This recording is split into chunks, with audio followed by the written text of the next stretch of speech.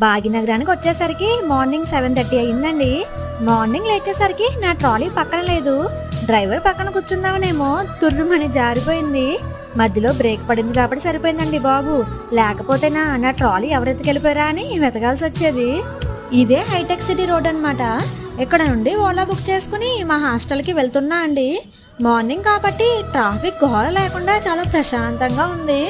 ఇంకా మా హాస్టల్లో బ్రేక్ఫాస్ట్ ఏం పెట్టారంటే ఆయిల్లో ముందు తీసిన బజ్జీలు అనమాట. ఇంకో ఆప్షన్ లేదు కాబట్టి ఖచ్చితంగా తినాల్సిందే. ఇంకా చివరికి వచ్చేసిన పప్పుని దొండకాయ ఫ్రైని బాక్స్లో పెట్టేసుకుని సర్దేసుకున్నాను. ఈ ట్రాఫిక్ వల్ల 10 నిమిషాల్లో ఆఫీస్కి వెళ్ళాల్సింది ఒక అరగంట పట్టేస్తుందండి. ఇక్కడ మనకి తెలిసిన వాళ్ళు ఎవరు లేరండోయ్. విండో పక్కన చేరేసుకుని వ్యూని ఎంజాయ్ చేస్తూ ఫుడ్ అయితే కంప్లీట్ చేసేసాను. ఈ విండోలోంచి చూస్తే మొత్తం హైటెక్ సిటీ అంతా కనిపించేస్తుంది. హైదరాబాద్లో మొన్నటి దాకా భారీ వర్షాలండి. నేనేమో వస్తూ నాతో పాటు ఎండను కూడా